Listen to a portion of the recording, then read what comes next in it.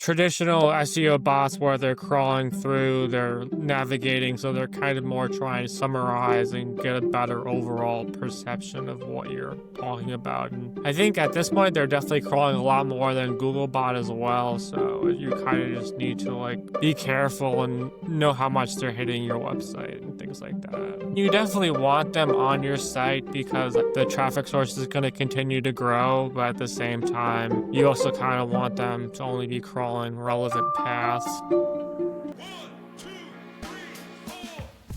Want to attract and convert more leads? Want to learn how digital PR, branding, and SEO can establish and build your brand identity? Welcome to the Market Movers Building Brands and Links with Linkify podcast. We answer these questions and help you ramp up your brand visibility and credibility. Let's cut through the noise and make your business the talk of the town. We're your hosts, Nick and Chris. Let's get this show on the road.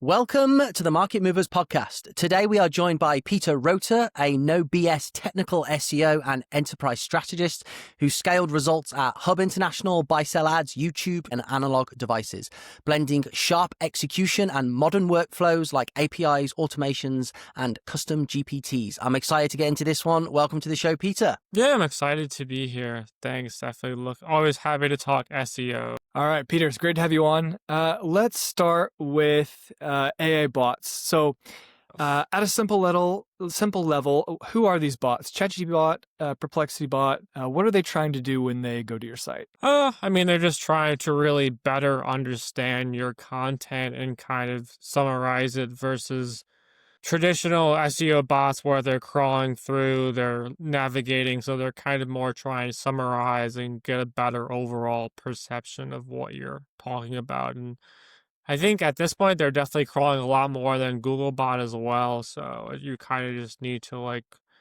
be careful and know how much they're hitting your website and things like that. Why be careful? You don't really want them to overload your website. So say Okay. if you had a smaller host, you don't want to kill your site. But I haven't heard a lot of sites having issues, but I know sometimes if you're on a smaller host, those can kind of run into more issues. I've heard people talk about blocking them. I think initially there was this thought, maybe we need to block them. I think that maybe that was a resource issue. But now you're hearing the other thing. Let's make sure the bots can crawl my site. Talk to us about that. Do you want them on your site? You mentioned the issues are with the smaller hosts. So how do you play that balance? You definitely want them on your site because I think the traffic source is going to continue to grow, but at the same time, you also kind of want them to only be crawling relevant paths. So I know you could ideally put in your robots.txt to block certain things, but for the most part, they tend to be okay. But if I'd be looking at my crawl logs to make sure you're not running into any issues there. But most sites tend to be okay. I think the initial concern is we've created all this content and we don't want to give it away for free. So I think a lot of people were like that. And I actually saw, I think maybe yesterday, Cloudflare has basically released a thing where I guess, I'm not sure if Google is going to obey it, but basically in Cloudflare, they'll block sites from appearing in AI overviews, or then you can still get Google traffic. So I'm not sure. I feel like Google will just ignore that because they just don't care, but it's kind of interesting how Cloudflare has done that. And then I think they've done some other things. So I think it's just a mix of sites want to almost be compensated at this point, and some, because it's if you're not going to send us traffic, we want something. So Yeah. I've had the access to the Cloudflare feature for a while now. They've actually got the option to monetize the bot, the LLM bots crawling your site. So you can, I'm not exactly sure how it works, but in terms of the differences between the Google bot, so in traditional SEO, we want to make our sites as crawl friendly as possible so that we get crawled frequently, we get indexed, and then hopefully we rise the rankings. What are the ChatGPT and Perplexity bots of the world doing once they've crawled our content? Are we preparing ourselves for the next round of training data, or is it giving them quicker retrieval if they're doing live searches?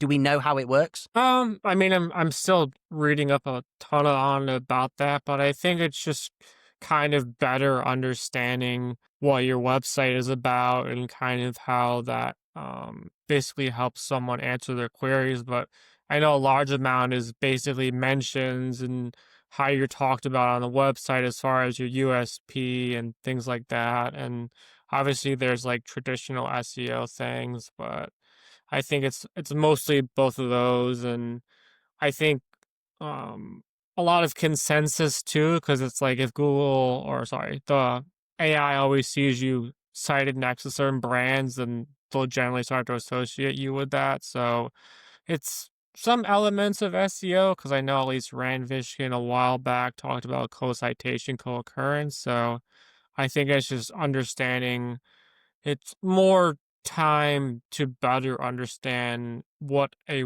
brand is about versus just SEO or Googlebot, where it's like, here's these SEO factors and we crawl your site. And yeah, so I mean, there's definitely some differences.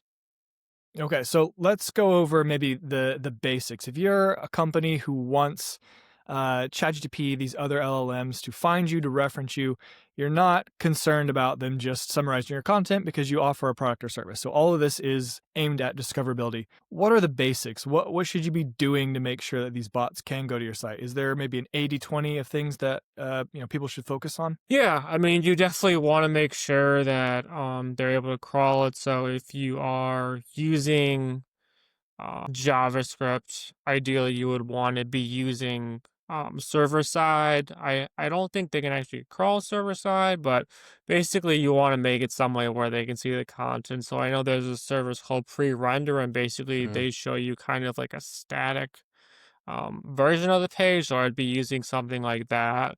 But I know they'll eventually get better. But I mean, I've heard stuff about like using markdowns files, I guess, as a way to kind of counteract that because it's just kind of the actual text. I mean, I've heard people talk about LLM text, and I even did a test myself, and I feel like they don't do anything. So Mm. ideally, it's you're basically making sure all your important content was in the actual source code slash HTML. Once you've done that, I think it's kind of going out and figuring out where your audience is. Reddit is pretty big right now, so I'd be searching for anything that's relevant there to kind of get cited there. Filling out social media profiles.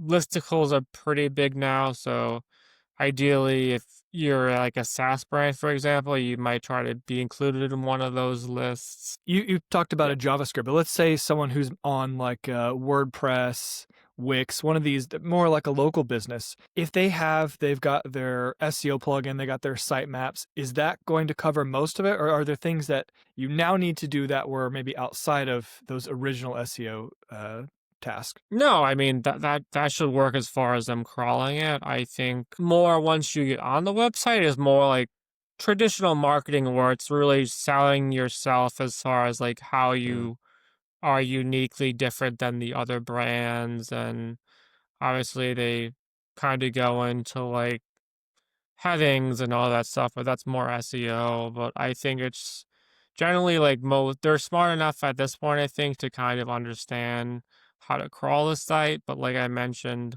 unless you're Gemini, most of them can't really crawl JavaScript, so you just kind of need to be careful there. But the majority of small businesses slash WordPress sites are not on like a framework like React or a single page application. Those are the ones that tend to be a bit more challenging. Uh, as a technical SEO specialist, obviously much of your work, years of work has been obviously dedicated for optimization for Google. Now that we're entering an era where people are not just going to be looking at how well they're doing in Google, they are also actively want to know how well they're doing in LLMs. Are there any sort of technical SEO things that you do to sites that you would ideally definitely want to do to keep Google happy, but actually could hinder your visibility inside of the LLMs? Has it made your job harder? Are there any issues around that? No, I mean, because I feel like a lot of what applies to SEO can apply to LLMs, but like I Mm. mentioned, the server side rendering and the JavaScript frameworks tend to be a bit more messy. But I mean, you could get into like how things are like too over SEO or like, but I feel like if you're Content doing, wise. yeah, if you're Yeah. doing good marketing and you're actually looking at other things of building a brand, you're not really going to take a hit. I mean, I know in SEO, we focus a lot more on backlinks versus LLMs, which are more mentions and things like that. So I think that changes there, and that's something we're trying to do more in my job is we're trying to like basically look at more LLM platforms and see how they can help and just get a better idea of the visibility and things like that. Yeah, it's really interesting. I think as this whole narrative of like search is moving to AI, there was the whole SEO is dead, which I know it happens every year, but it felt like it had more Exactly. legs this time. Like there was a real thought that like search could really move off of Google. It's still SEO in a sense. You're there's some sort of discovery engine that you are trying to get. But I think what's really comforting to a lot of people is we're seeing that it's actually a lot of the same activities, initiatives, marketing strategies that move the needle for Mhm. LLM visibility. It's these brand building things. It's having a sound website. So I think that's really great. You can focus on these things. You don't have to worry about like, oh, I've taken a 30% hit the last year with Google. Can I really afford to keep my marketing budget the same, or should I shift it? Well, now that LLMs are starting to put in some traffic, and hopefully that makes up the difference. Hopefully going forward, that becomes bigger. Is there anything you think will come out that will be like, okay, this really works for LLMs. It doesn't work for Google. Like I said, a lot of overlap right now. Where do you see that in the future? Are there things you're thinking like this is where LLMs will go? This will be important to them in the future?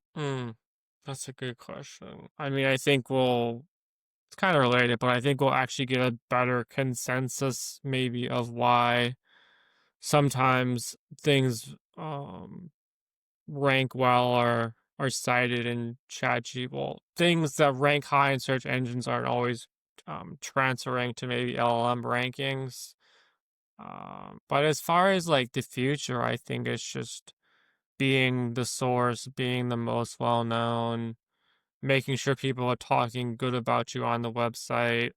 It's a lot of like ORM and copywriting and things like that. So I think it's going back to what the intent of SEO has always been is actually doing marketing versus here I've done this hack and now I'm good. Like, I mean, I made a post recently on LinkedIn where it's like, if your SEO strategy is like reliant on algorithms and how they influence things, like have a ticking time bomb because it's like Google can make a change overnight and just kill your site. So I think it's actually just knowing marketing, knowing how you differentiate from your competitors, calling out your features, getting customer sentiment as far as like Reddit and maybe call logs and things like that, and putting that on your website. That's such a good point. And as someone who has like an enterprise SEO background, we had the head of SEO for Slack on the podcast in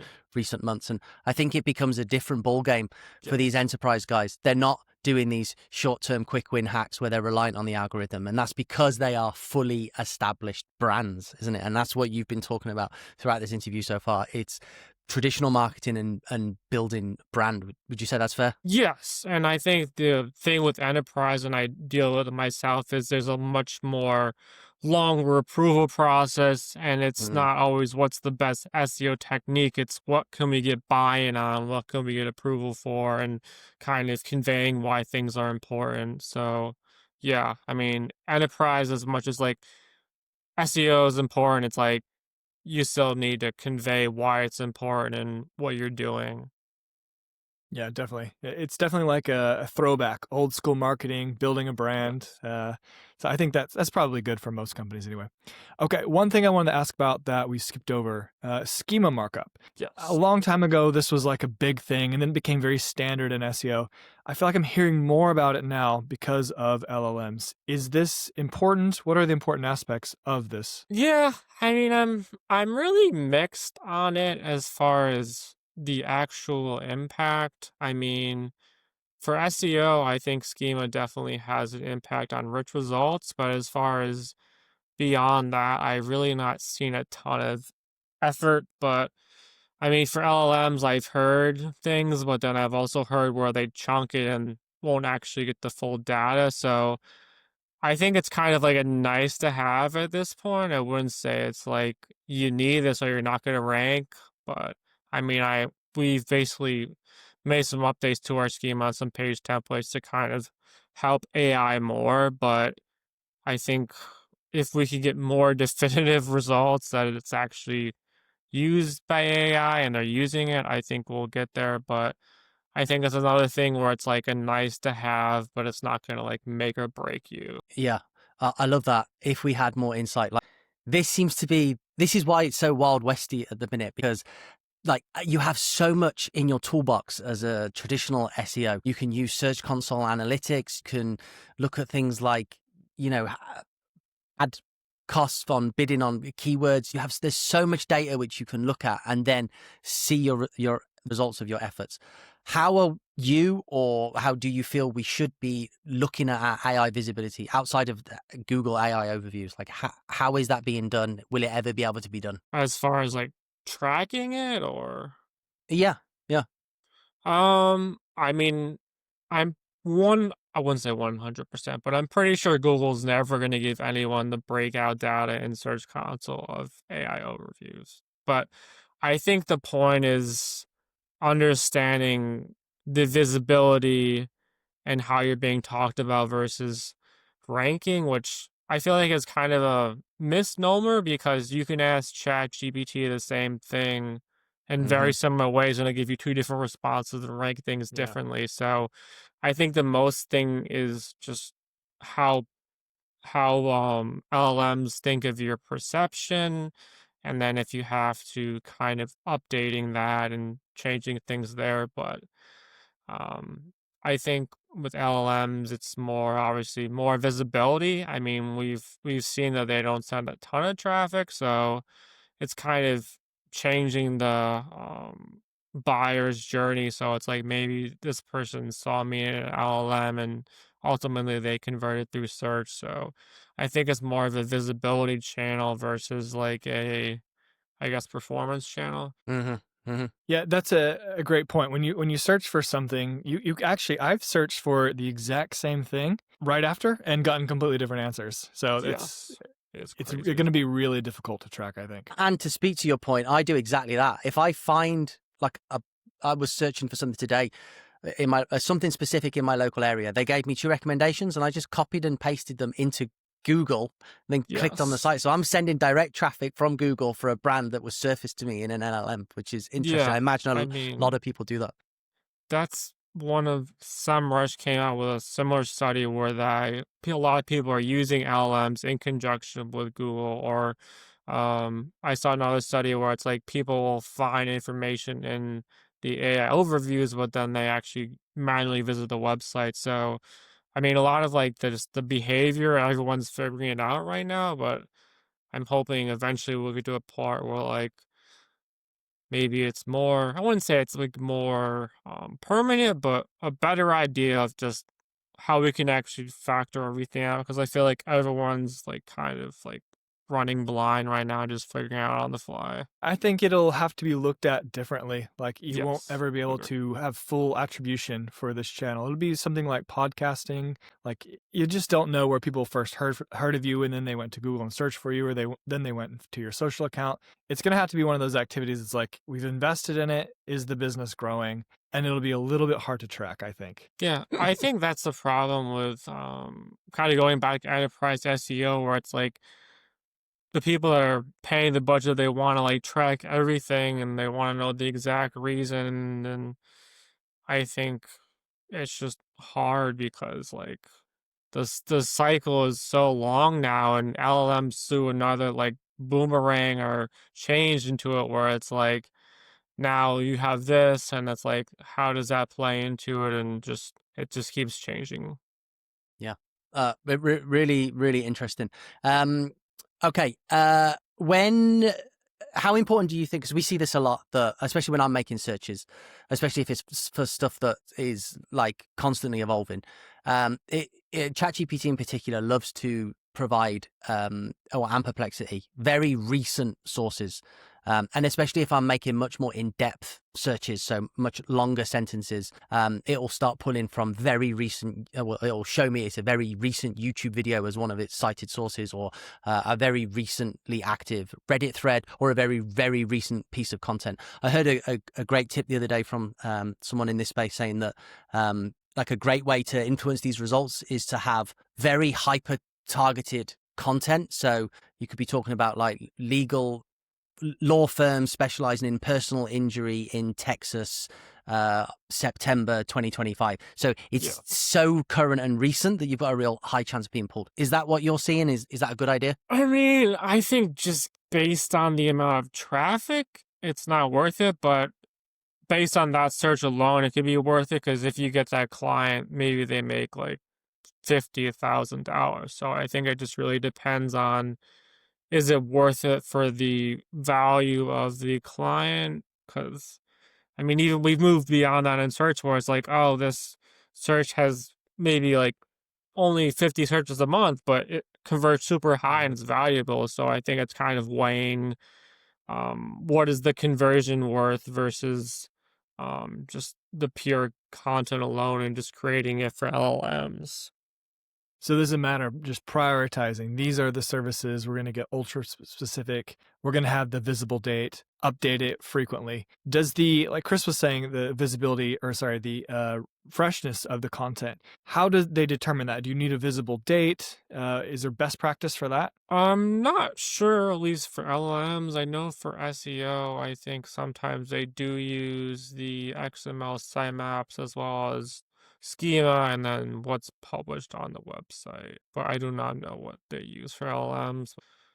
I would assume maybe similar things, but I'm not 100% sure. Yeah, it's such an interesting time we live in, isn't it? And it's everyone's sort of figuring it out as they go. Okay, Peter, this has been awesome, really eye-opening. Just if you could leave our listeners with people that are worried about LLMs, they're getting like decent traffic from Google. What's just like the first 2 or 3 things that you'd recommend they make sure they've got in place to at least be discoverable from the LLMs? Yeah, I mean, like I mentioned, just having the basics of SEO and kind of understand how you're being mentioned online and kind of start to get into listicles. And if your competitors are somewhere where it's valuable to you, you definitely want to do that as well. And I think a lot of just testing too. I think at least with SEO, and we often tend to follow a lot of advice and not actually understand it versus like, because this person said it, it's like fact. So you just really want to like test and understand things, and really just showing the LLMs and Google how you're differentiating from your other competitors and just how they can overall understand you. That's awesome. Peter, thank you so much for being a guest. If people want to track you down and ask you questions, where can they find you? Yeah, sure. I can be found at Peter Rota on LinkedIn, and I also have a website, peterrotaseo.com. That's awesome. Awesome. Thanks, Peter. Thank you so much. Yeah, thank you.